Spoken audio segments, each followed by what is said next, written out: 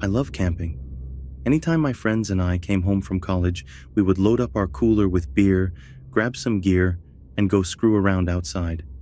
Unfortunately, when I was actually at school, none of my sorority sisters or other friends ever wanted to go with me, so I would often suffer withdrawals from camping.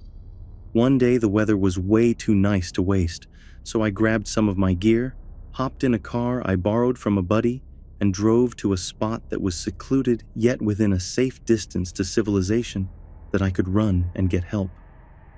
Camping also creeps me out sometimes, but that creepy feeling is also somewhat of a plus for me. It's the same reason that people like horror stories. It's fun to be scared. So I make a little camp and get a fire going. I hadn't brought all that much to eat, but I was enjoying myself, reading and looking around the area, that sort of thing. I got the feeling I was being watched, and I stopped dead in my tracks. I hear a twig crunch over to my right, then see a doe bolt from 100 feet or so in front of me. I laughed at myself and went back to the camp with the armful of wood I had gathered. I kept freaking myself out, hearing sounds just outside of the ring of light cast by the fire. I always get inside my head, so I shrugged it off and kept whittling at a stick I had been messing with. Around 1, I decide to go into my tent and snuff out the lantern.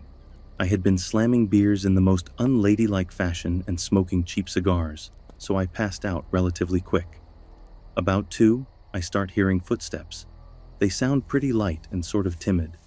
I think to myself that it's a deer or other animal, more likely a raccoon because I had probably left some food out. I'm still on guard though. About 30 minutes of sleeping with one eye open, I hear a rubbing noise, and the tent fabric is being pushed in a bit. I don't know how I didn't soil my sleeping bag, but I just sat there paralyzed with my K-bar in my hand. I desperately wanted to thrust the knife through the tent fabric, but I was still holding out hope that it was some of my buddies from a frat joking with me. And then, as suddenly as it had begun, it all stopped. I was starting to feel slightly more secure, because daylight would be coming in about 2 or 3 hours, but I, sure as hell, wasn't going to go to sleep. All of a sudden, at about 4 o'clock, I realized I should put my boots on so that if anything did happen, I would be ready. After having stayed up and keeping alert a little while longer, my friend's car alarm goes blaring. I freak out and run out of the tent. I got about 2 steps before something grabs me around the mouth. I opened my mouth to scream, but instead, the person's pinky finger slips between my teeth. I've heard that people can perform superhuman feats when they have huge adrenaline rushes.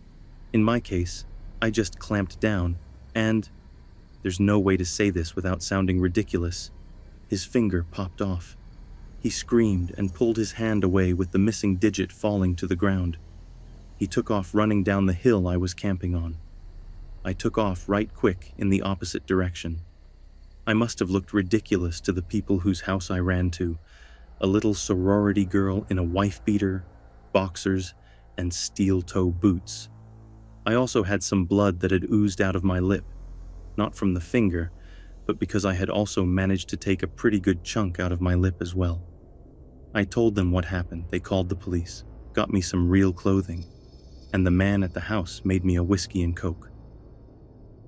The cops went to check it out, and when they came back, it was light out. They brought me back so I could get my friend's car, and what I saw just made me more scared.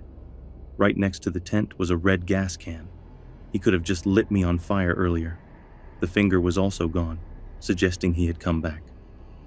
The kicker is they never caught the guy, so somewhere out there is a man sitting down to dinner, maybe alone, maybe with a wife and a couple of kids, and he's missing his right pinky.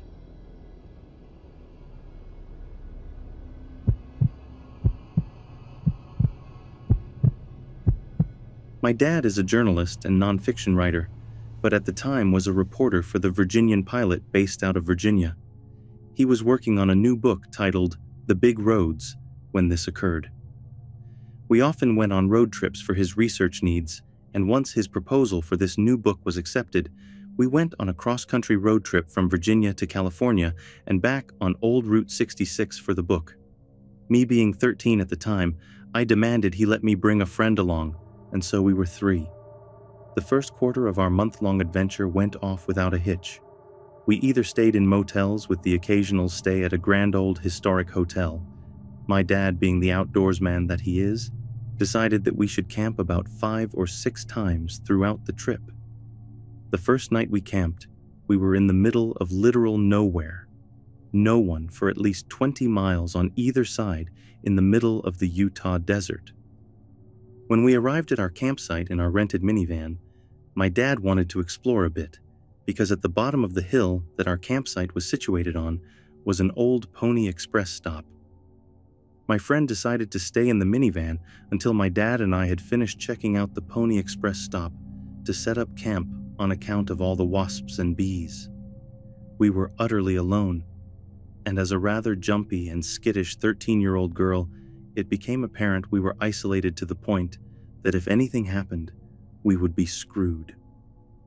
That's all I could think about as my dad and I walked down the hill to explore. We checked out the old station, and everything was going smoothly until we were about halfway back up the hill. A large truck that we noticed driving down the old dirt road a few minutes before had turned into the campsite. We were surprised, but really didn't think anything of it. Maybe this guy was on an adventure too. The truck parked halfway up the road, and a man got out.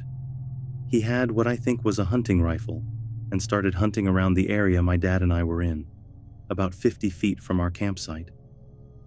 Of course, this was an absolute no-hunting zone, and my dad became a bit concerned because my friend was closer to the stranger than she was to us.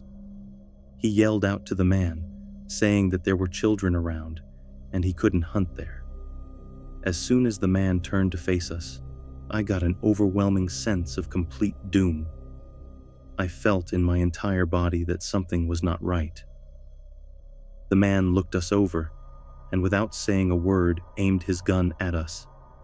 My dad does not carry a gun or knife or any kind of weapon. I felt trapped. My dad ushered me behind a large boulder, but he didn't hide. He stood his ground. There was a solid minute of this man aiming his gun at my dad, and my dad standing completely still, staring back.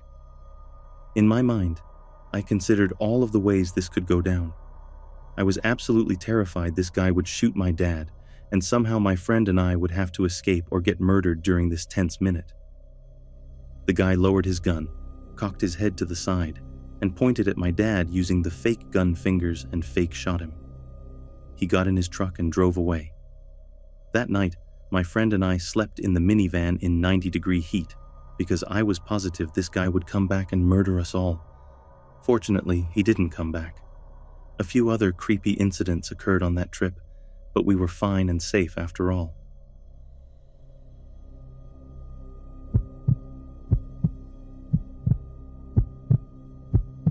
My girlfriend at the time and I were on a backpacking trip through northern Vermont, 10 days of hiking and camping in the great outdoors. We were carrying everything we needed for the entire trip, food, supplies, etc., and weren't planning on leaving the trail at all. I've been doing outdoor stuff my entire life and feel very comfortable on trips like this. My girlfriend had done a decent amount of hiking and camping, but had never been on a trip this long. Honestly, I was totally psyched to have a girlfriend interested in this sort of thing. My previous girlfriends had been good for a day hike, but that's about it. Anyway, the woods and more importantly, weather were beautiful, and everything on our trip was going great. Our routine was pretty simple. We'd hike around 15 miles during the day, and then when it started to get a bit dark, we'd hike off the trail into the woods a few hundred yards or so and find a nice flat place to set up our tent for the night. It's always surprising to me how alone you can be out in the woods. The first few days we saw maybe 3 or 4 other hikers each day, usually just walking by us in the opposite direction. By the 4th day, we had stopped seeing other hikers at all. This is because we had hiked farther north by this point into a more secluded area that gets a lot less foot traffic. So, it's the 7th night, and we haven't seen anyone else for probably 3 or 4 days at this point. I fell asleep and woke up very early, as I always do while camping. Typically, I had been lying in my sleeping bag, waiting for my girlfriend to wake up, But while I was lying there, I heard a noise outside of our tent of something walking around. We were pretty close to the edge of a river, and I was excited, thinking that I might get to see a moose. I got out of the tent as quietly as I could. It was still dark out, the sun was not up yet, but my eyes were used to the low light. I scanned around for a moose or another animal, but didn't see anything. Eventually, I made something out, though, because of movement. There was a man standing about 100 feet from where our tent was, and as I watched, he turned off and walked into the woods. You know that feeling you get on a roller coaster when everything drops out from under you? I had that exact same feeling out in the woods and had no idea what to do. A lot of possibilities were racing through my head. Was he a hunter or random camper who just stumbled on our tent? If so, why was he out so early in the morning? The sun isn't even up yet. I checked my watch. It was 4 a.m. If he wasn't a hunter, then we're unintentionally on his property. Was he pissed? Why didn't he say anything? I was having trouble coming up with explanations that made sense and weren't just completely terrifying. I ended up getting my girlfriend up a lot earlier than normal, and we hiked lots of extra miles that day. I had no idea if this guy was following us or what. I spent all day looking over my shoulder, expecting to see him every single time coming up from behind. Of course, nothing happened, and we finished out the trip safely. The vision of this guy walking off into the shadowy woods is still completely etched into my mind years later.